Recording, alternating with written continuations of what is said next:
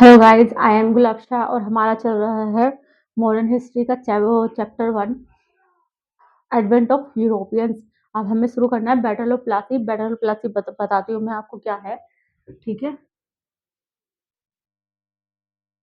Battle of Plassey कब हुई? After the black hole tragedy. Black hole tragedy क्या थी, ये मैंने हिंदी और इंग्लिश दोनों वर्जन आपको बता दिए थे फर्स्ट पार्ट में। अगर किसी को नहीं पता है तो वो पहले इसका फर्स्ट पार्ट देखे। ठीक है, black hole tragedy. Clive and Watson, two officer of East India Company come to Bengal. इस ट्रेजेडी के बाद क्लाइव एंड वर्सन, दो ऑफिसर ईस्ट इंडिया कंपनी के बंगाल आए and made align with anti Siraj. और उसने क्या किया, एंटी अलाइन सिराज अलाइन किया force. And the anti Siraj force include Ghaseti Begum और एंटी सिराज फोर्स, जिसमें कि घसीटी बेगम, Shaukat Jang, Jagat Seth and Manik Chand. Both the force that is of Siraj and force of the Clive and Watson met in a battle field. ये सब मिलकर कहाँ मिले? बैटल फील्ड में 23 जून 1757 में। This battle took place at a place called as Plassey. ये बैटल कहाँ पर हुई? एक प्लेस जिसका नाम है Plassey. The force of Nawab betrayed in him at the battle only two person fought bravely for नवाब। जो दो लोग थे ना, सिर्फ वही नवाब के साथ ब्रेवली लड़े। That is Mir Madan and Madan Lal. ये दो लोग ही नवाब के साथ लड़े। This was not a battle, it was a conspiracy in which nawab were killed. ये कोई बैटल नहीं थी, ये कॉन्स्पिरेसी जिसके बीच में नवाब को मार दिया गया था। एंड टू ब्रेव सोल्जर, और दो जो ब्रेव सोल्जर थे ना, उन लोगों को भी। This battle called as Plassey plunder after which British colonization in India began. और उसके बाद में ब्रिटिश कॉलोनाइजेशन इंडिया में बढ़ना शुरू हो गया। English who come to India as a trading company. जो इंग्लिश थे ना, जो कि ट्रेडिंग कंपनी के रूप में आए थे, ट्रांसफर देमसेल्फ इनटू ए पॉलिटिकल ऑर्गेनाइजेशन। उन्होंने अपने आप को ट्रांसफर कर लिया था पॉलिटिकल ऑर्गेनाइजेशन में। ठीक है, उसके बाद जो इसके बाद जो पहला रूलर था मीर जाफर। ठीक है, उसके बारे में हम जान लेते हैं।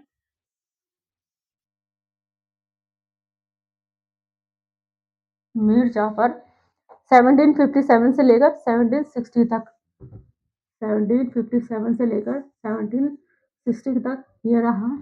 ठीक है, मीर जाफर कौन था? First thing he did was a fulfil British wishes. वो क्या करता था? ब्रिटिश की हर विश को फुलफिल करता था। ड्यूरिंग हिज टेन्योर, उसके टेन्योर में जिस ड्रेन ऑफ वेल्थ स्टार्टेड, उसके टेन्योर में ही ड्रेन ऑफ वेल्थ स्टार्ट हो गया था। The British governor was Robert Clive. उस टाइम पर कौन था ब्रिटिश गवर्नर? कौन था? British Robert Clive. Mir Jafar gave 24 Pargana to Robert Clive. Mir Jafar ने 24 परगना दिए थे रॉबर्ट क्लाइव को। But Mir Jafar refuse to accept his the demand of one district. लेकिन मीर जाफर ने क्या नहीं किया? एक डिस्ट्रिक्ट की जो डिमांड थी ना ब्रिटिश की, उसको पूरा नहीं किया। Then the demand of Britishers was increasing. जो डिमांड थी ना ब्रिटिशर्स की, वो इंक्रीज होने लगी। Mir Jafar wanted to wipe out Britishers from Bengal.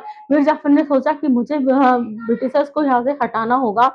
Mir Jafar took the help of Dutch. Mir Jafar ने डच जो लोग थे उनकी हेल्प ली। Resulted in a battle of Chinsurah, जिसने जिसकी वजह से क्या हुआ? बैटल ऑफ चिंसूरा हुई 1759 में। दैट इज, उसमें कौन कौन थे? Mir Jafar plus Dutch versus East India Company. This battle was won by East India Company. इस बैटल को ईस्ट इंडिया कंपनी ने जीत लिया था। उसके बाद आया मीर कासिम।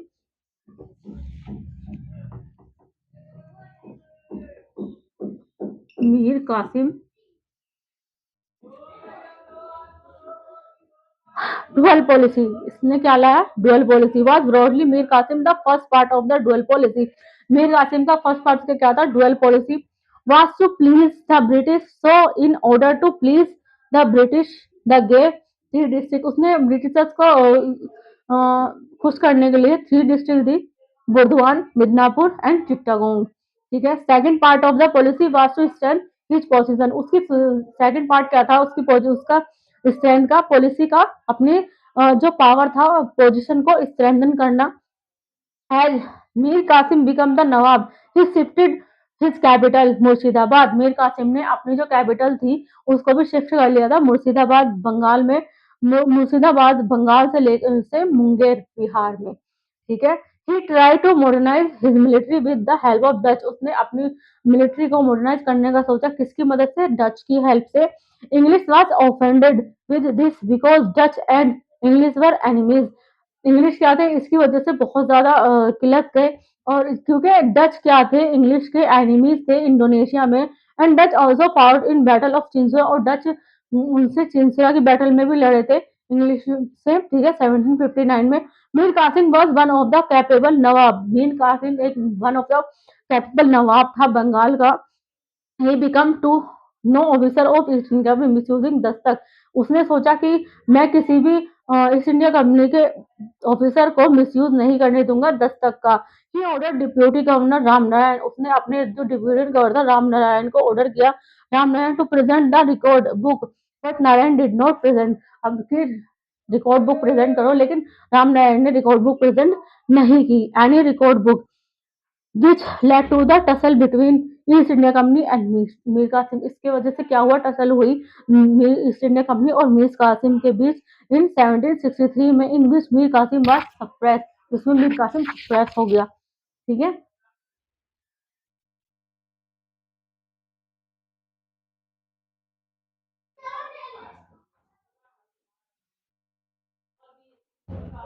इन 1764 Mir Kasim form a triple alliance, इस 1764 में मीर कासिम ने ट्रिपल अलाइन लाई, in which Shah Alam second Mughal ruler was there and Shuja-ud-Daula the nawab of Awadh was included, जिसके बाद क्या हुई, बैटल ऑफ बक्सर, इन तीनों ने मिलकर लड़ी,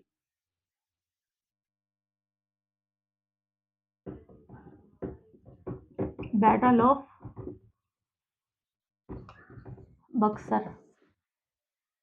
बैटल ऑफ बक्सर में कौन कौन था, मुगल रूलर, ठीक है, Shah Alam second, Sujauddin Daula and Mir Qasim nawab of Awadh.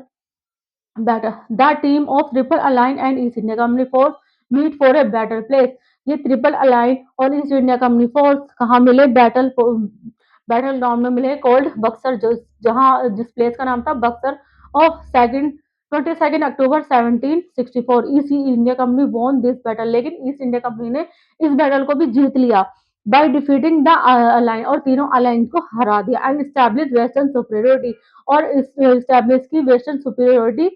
The commander of East India was Hector Munro, जो कमांडर था उस टाइम पर वो कौन थे, हेक्टर मुनरो थे, ईआईसी के। ट्रीटी ऑफ इलाहाबाद उसके बाद साइन हुई 1765 में, ठीक है, एक ट्रीटी ऑफ इलाहाबाद साइन हुई,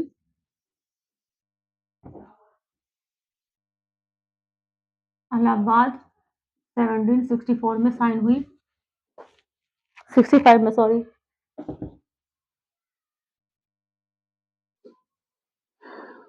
the treaty involve EIC, treaty में कौन इन्वॉल्व था, ईआईसी इन्वॉल्व था, Shah Alam second and Shujauddaula, in this treaty it was decided EIC will collect revenue, इस ट्रीटी में क्या डिसाइड हुआ कि ईआईसी कलेक्ट करेगी revenue from the modern India which is called as diwani right, modern India से जिसको कहा गया दीवानी right, as per the treaty 26 lakh pension was given to Shah Alam to, इस ट्रीटी में ये डिसाइड हुआ कि 26 लाख रुपए किसको दिया जाएगा, शाह आलम टू को दिया जाएगा पेंशन के तौर पर।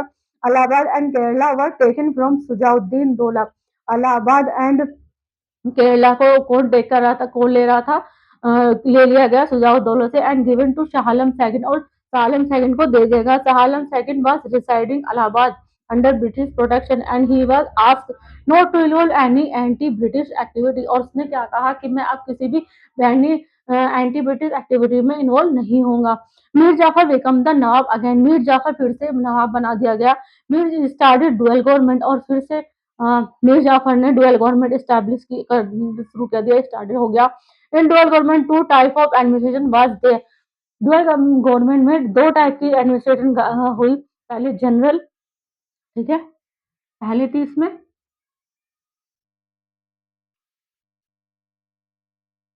जनरल एडमिनिस्ट्रेशन, ठीक है, जनरल एडमिनिस्ट्रेशन क्या था? It was also called as Nizamat administration. इसको कहा क्या और कहा गया?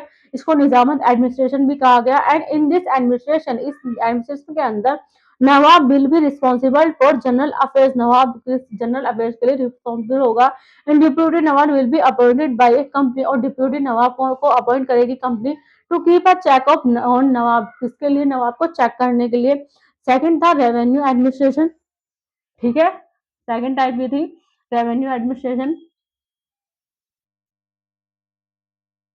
Revenue administration, it is also called as Diwani administration. इसको क्या कहा? रेवेन्यू एडमिनिस्ट्रेशन को दीवानी एडमिनिस्ट्रेशन भी कहा गया। In which EIC will be responsible to collect the revenue taxes. इसमें ये था कि ईआईसी रिस्पॉन्सिबल होगी रेवेन्यू कलेक्शन के लिए। Nawab will not have major role of revenue, नवाब का कोई भी मेजर रोल नहीं होगा। Will collect by the Indian diwan and will be deposited to the British treasury, ठीक है। इन बंगाल दीवान व रिजा खान, बंगाल में दीवान कौन था? रिजा खान था। इन बिहार दीवान व Sita Roy. Dual government in Bengal lasted for 7 year. Dual government 7 year तक रहा। 1765 से लेकर 1772 तक dual government was implemented by Robert Clive. Dual government को इम्प्लीमेंट किया रॉबर्ट क्लाइव ने। And it was abolished by the Warren Hasting, और इसको हटाया वॉरेन हेस्टिंग ने। Dual government exploited Bengal, there were large cases of corruption. Dual government के अंदर बंगाल को बहुत ज्यादा एक्सप्लॉइटेशन किया हुआ। लार्ज नंबर ऑफ केसेस हुए करप्शन के बंगाल में। बंगाल ने क्या टर्न कर लिया? Bengal turn from a prosperous state से सिलेंडर स्टेट बन गया था Bengal. John Selman said our system is acting like a sponge. जो जॉन सेलमन एक फिलोसफर थे, उन्होंने क्या किया? हमारा जो सिस्टम है ना, एक स्पॉन्ज की तरह काम कर की तरह है। सोकिंग गुड थिंग, यानी जो अच्छी चीजें हैं उसको सोक करके from bank of Ganga, Ganga के किनारे से squeezing it at a the bank of Thames, और इसको क्या कर रहा है? एक्सक्यूजिंग कर रहा है बैंक ऑफ थैम्स। थैम्स में मतलब अच्छी चीजें निकाल कर गंगा के किनारे से थेम्स में डाल रहा है, ठीक है।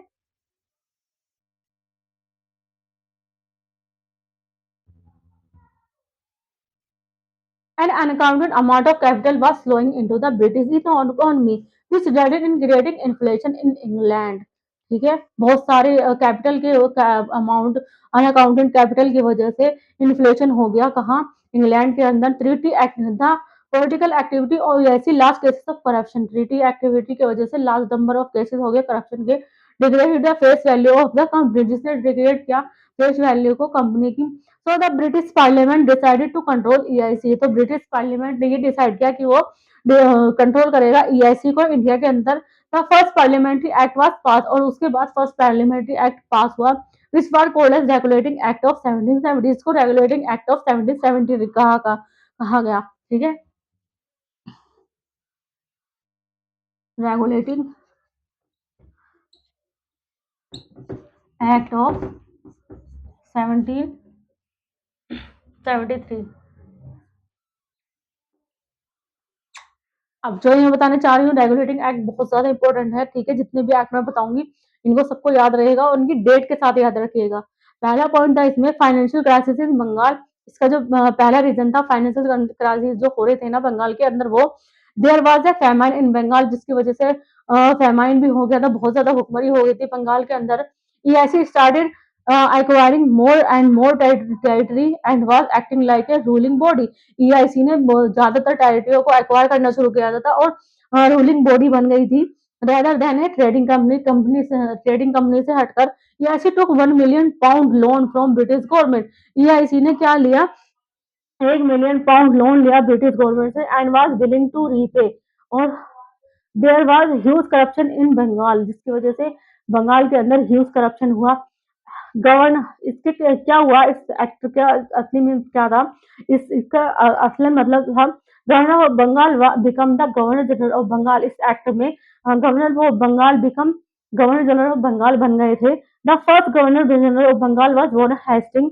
The governor general was giving exclusive power to declare war. ठीक है, गवर्नर जनरल के पास एक्सक्लूसिव पावर थी वॉर डिक्लेयर करने के लिए, to sign place peace treaty and to collect land revenue. और पीस ट्रीटी भी साइन कर सकता था और लैंड रेवेन्यू भी कलेक्ट कर सकता था। In order to assist governor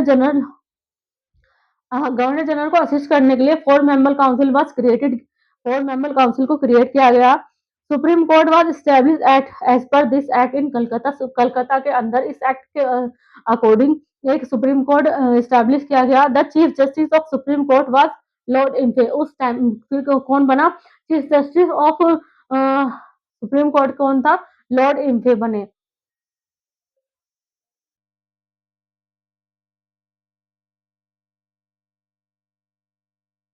Earlier, there was separate governor for Bombay, ठीक है, Madras and Bengal presidency. Once the governor of Bengal became the governor general of Bengal, it means the governor of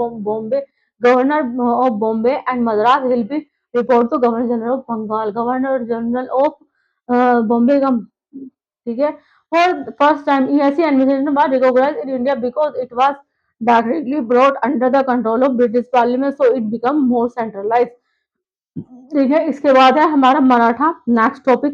ठीक है, इसी के अंदर और मैं आपको पढ़ाऊंगी अगली क्लास में। ठीक है, नेक्स्ट टॉपिक है हमारा मराठा।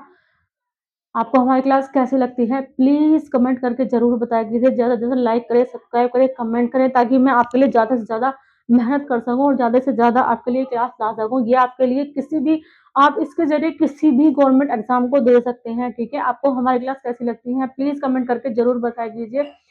अगर आपको फिफ्थ से लेकर 12th तक किसी भी सब्जेक्ट कोई भी ट्यूशन पढ़ना है, हमारी अकेडमी ऑल सब्जेक्ट ट्यूशन पढ़ाती है। हम एसएससी, सीजीएल, यूपीएससी, यूपीपीएससी वगैरह की तैयारी कराते हैं। उर्दू लिखना पढ़ना भी सिखाते हैं। अगर आपको इनमें से किसी भी चीज़ में कोई भी इंटरेस्ट हो, नीचे कैप्शन में हमारा नंबर दिया गया है, आप एनी टाइम कॉल कर सकते हैं। ठीक है, थैंक यू सो मच।